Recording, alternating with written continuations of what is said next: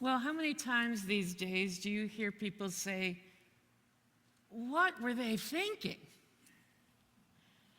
As we hear of events in this community or in Winnipeg or in the United States or in the Middle East or in Mexico or other places around the globe, we may well wonder what is going on in the minds of those who are in charge, or in the minds of anybody who's taking action of various kinds.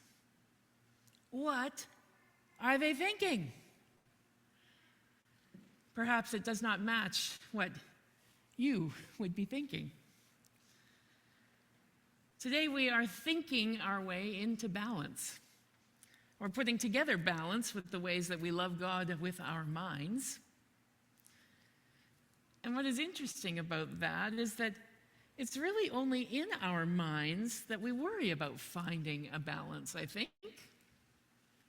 I kind of suspect that our hearts and our souls would find an equilibrium more naturally if the mind wasn't worrying about stuff. Finding a balance for the heart and soul might be just getting out of the way of what would happen naturally. But our minds, our minds are where we think, where we wonder, where we worry, where we rationalize. It's the place of our knowing. It's where our worldview is. It's where we contemplate what balance looks like and feels like and means. And for most of us, I think, the idea of balance comes with a concept that we might call either or thinking. We try to balance ideas that direct us around one path or another. We make choices between options. And we learn how to think this way at a very early age, when things are safe or unsafe, right? Like, don't touch that, it's hot. Don't eat that. And then we enter the school system and we begin to learn about things that are correct and incorrect. 3 plus 2 is 5. 2 times 5 is 10. And as we get older, we learn about right and wrong. And even what it means to be a good or a bad person. Most of our stories and our movies show us the difference between a hero and a villain. So it is in our minds where these sorts of categories take root and grow and help us learn what is safe and correct and good. It's how we determine what we see and understand in the world around us.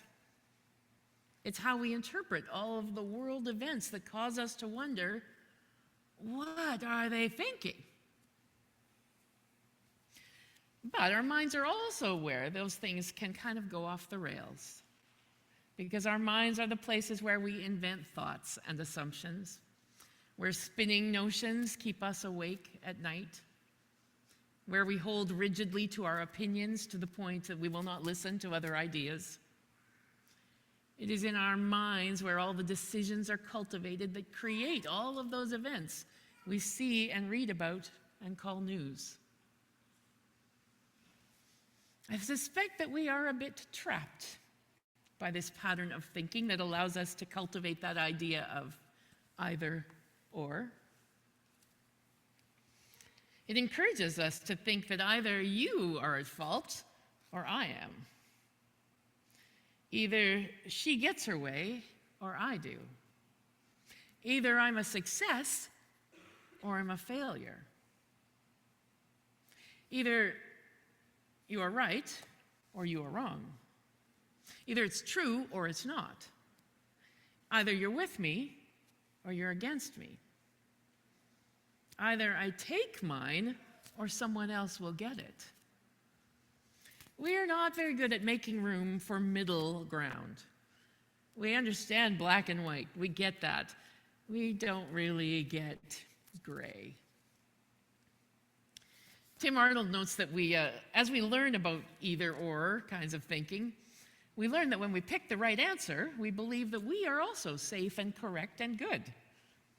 But then life starts to get complicated, and we try to put together lives that include both ends of our either-ors.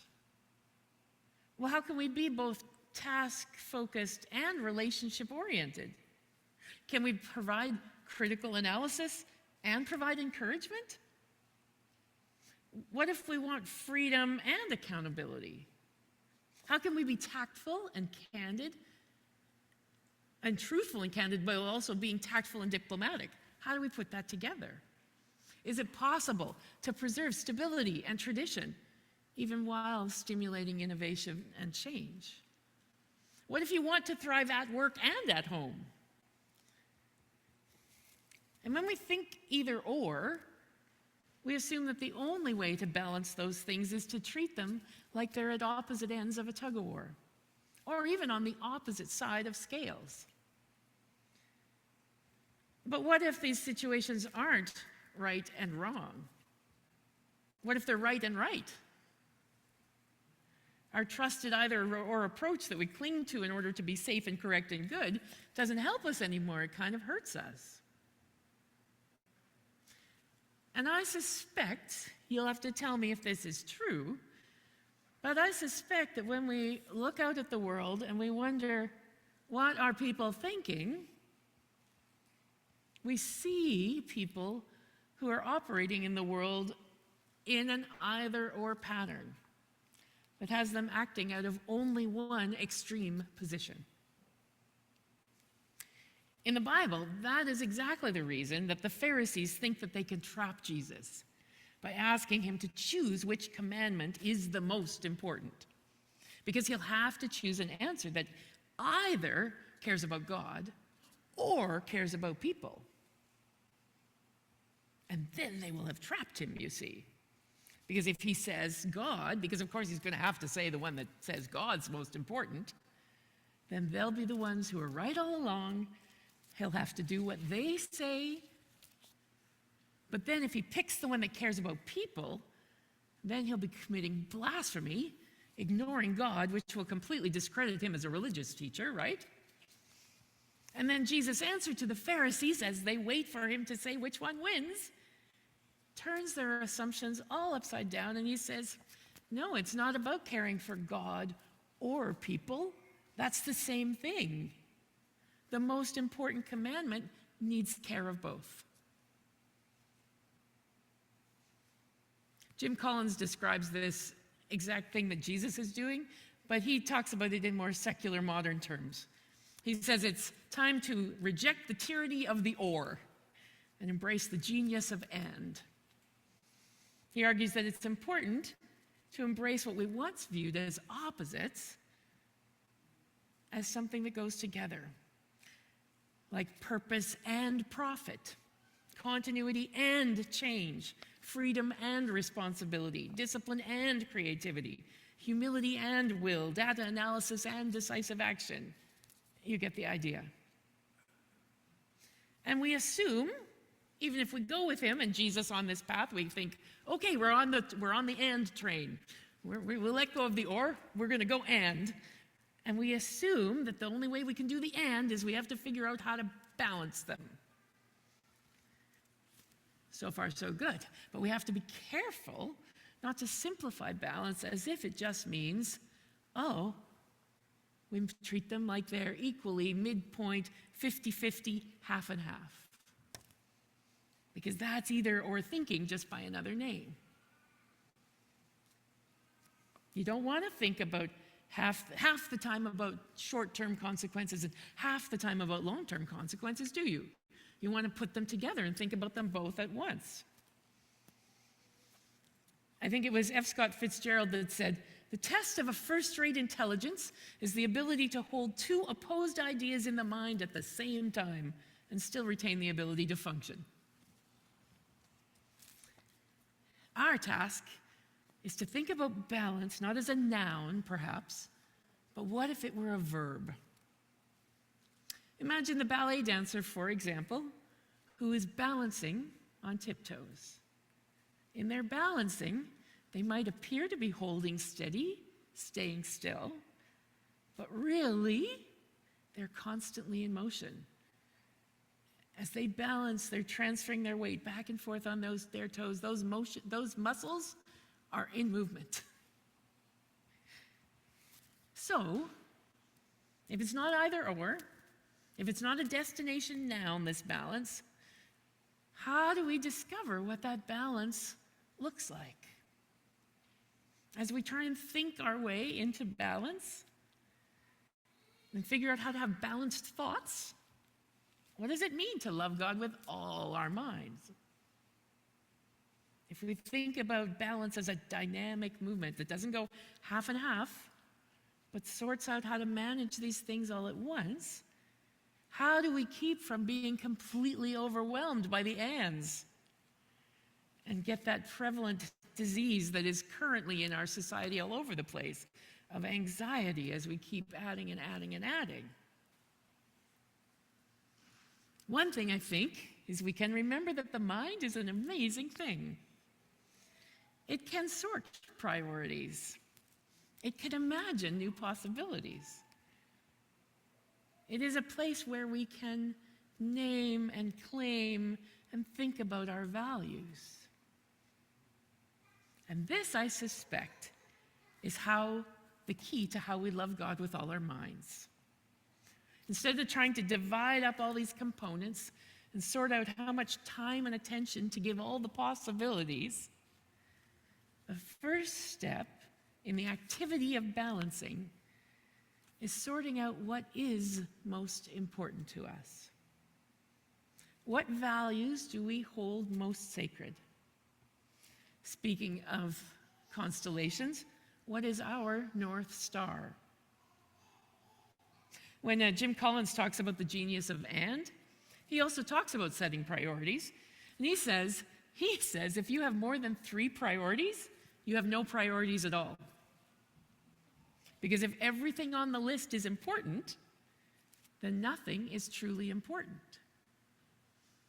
You need to sort out what it is that is most important. And in her book, Dare to Lead, Brené Brown does a similar thing. She invites people to push themselves to name the 2 values that truly matter to them. And she argues, in fact, that once you drill down, once you get to them, once you discover those 2 things, you will discover that all the other ones you want to have on the list are where the next tier values can be tested against your 2 that really, really matter. I think for her 2 are courage and faith. But could you name your 2 core values? It's very hard to do. We are not good at that. We're not good at prioritizing. Well, some of us might be, but most of us are not so good at that. But could you name the 2 values that are most important to you? Because if you can get there, if you can, then you can sort out what behaviors support those values and don't support those values, and which ones do and which ones don't. And then it's not about either or. Both and kind of slips into place as long as they match those 2 values. And if we think about it this way, Jesus' question to his followers is pretty clear. What are your core values? Is one of them to love God with your heart and soul and mind? Or as we heard in today's version of that scripture text, is one of your core values to love God with all your passion and prayer and intelligence? If that is one of the things that grounds you in your life, if that is one of your core values, you will quickly begin to understand how your thinking connects with loving your neighbor and loving yourself. And you will also start to discern the way to balance your life as you measure what you do with what matters to you most. Not in that half and half sort of way, but in a way that allows for a lot of seemingly opposite things to be right, but also with the ability to prioritize your behavior so that you are fully living into the values you believe in. I say that like it's easy to just do. I know, it is not. But there is possibility there. There is promise there. And God created our minds for exactly this purpose, I think. to remind us what really matters and to sort out how to live it. That's what our minds are for. So here's the question. What on earth are you thinking? May God help you figure it and then live it out. Amen.